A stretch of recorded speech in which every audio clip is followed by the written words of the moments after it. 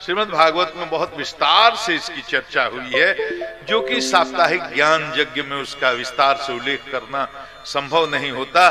फिर पूछने पर सृष्टि क्रम भी मैत्रेय जी ने बताया है कि नारायण हुए, नारायण से ब्रह्मा जी हुए, ब्रह्मा जी से 4 कुमार हुए, 4 मानस पुत्रों को ब्रह्मा जी ने प्रकट किया। सनक हैं, सनंदन है, सनातन है, सनत कुमार हैं।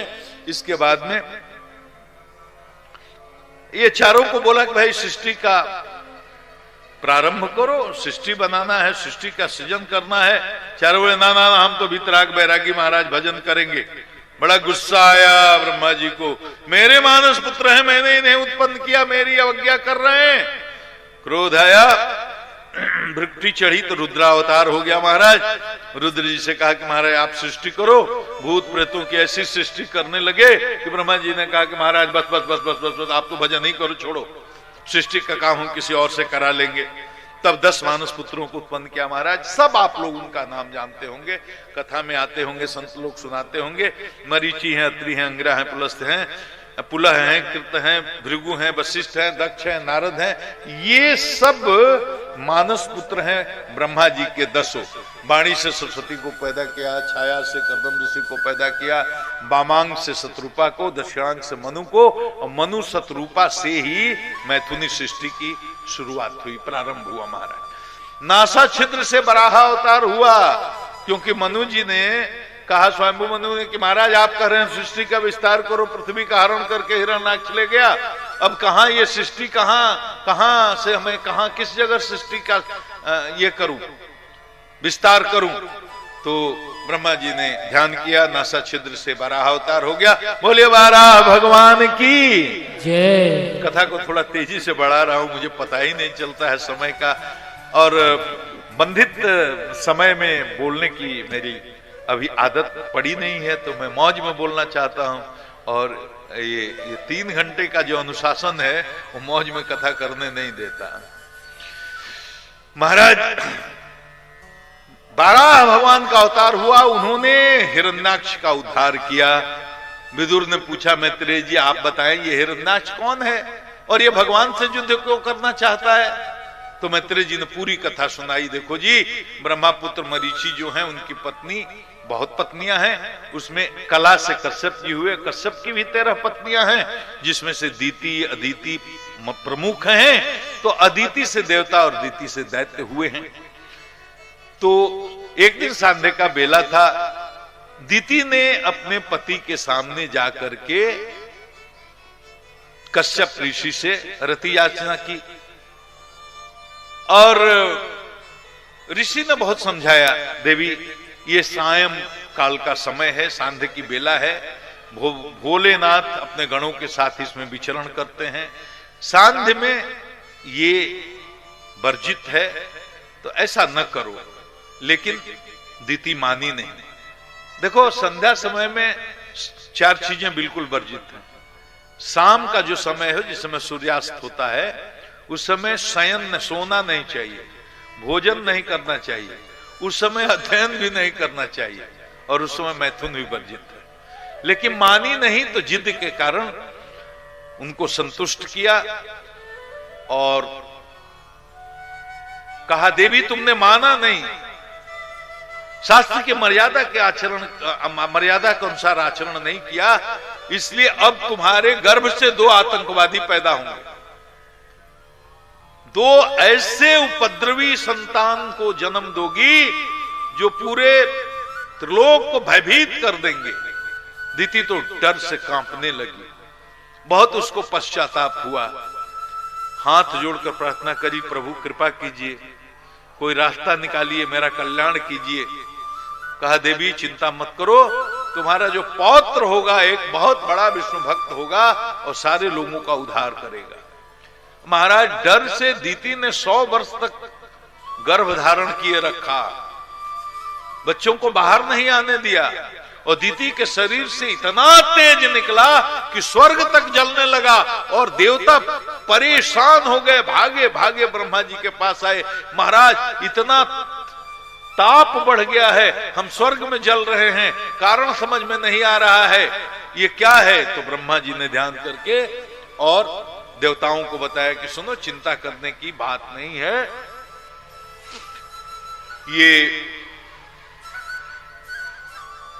जय और विजय नाम के नारायण के पार्षद सनकादि ऋषियों के शाप के कारण पतित होकर के दैत्य जोनी में दिति के गर्भ में विराज रहे हैं।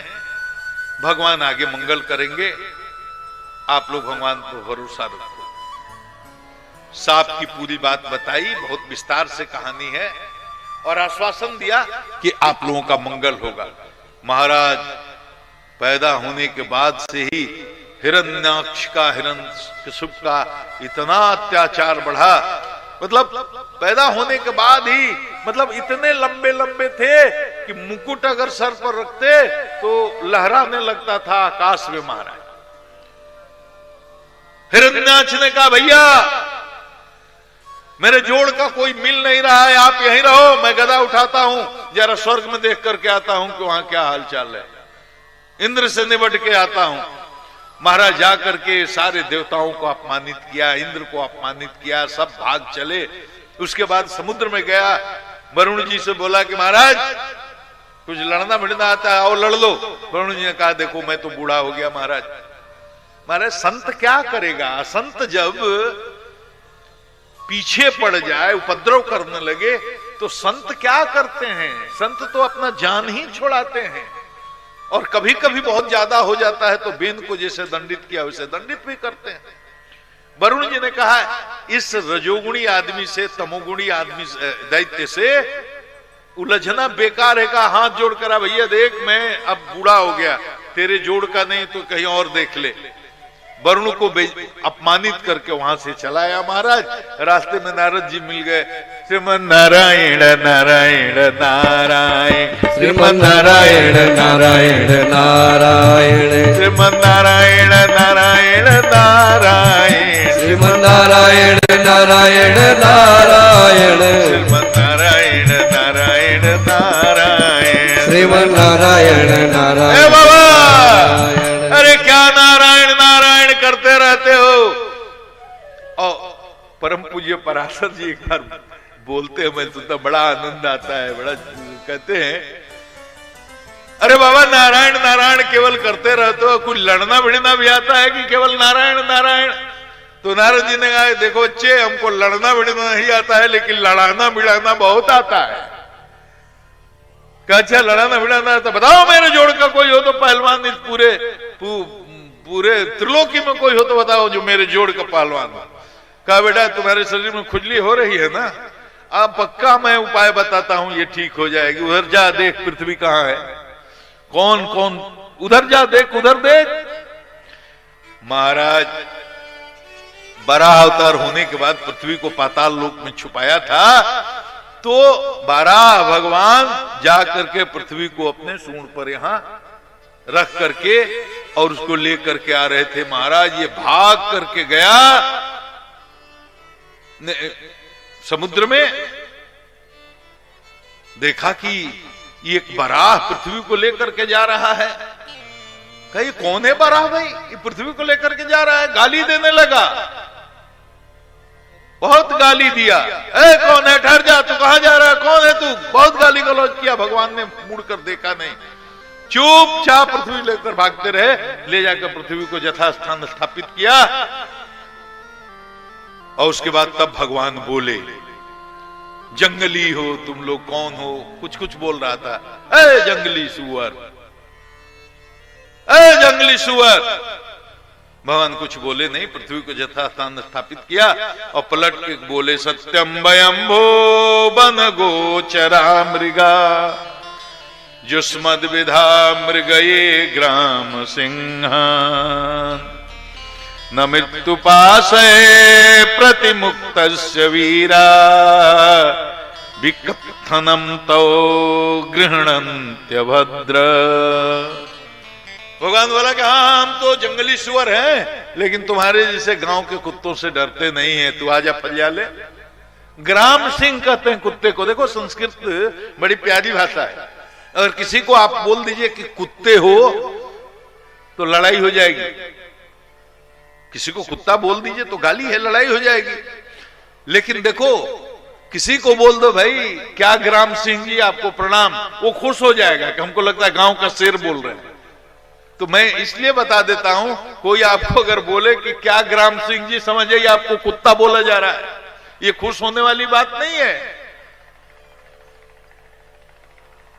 इसीलिए कहा युष्मद विधा मृगये ग्राम सिंहा, अरे हम तो जंगली सुअर हैं, लेकिन तुम्हारे जैसे गांव के कुत्तों को भौंकने से डरते नहीं हैं। आओ फरिया लेते हैं।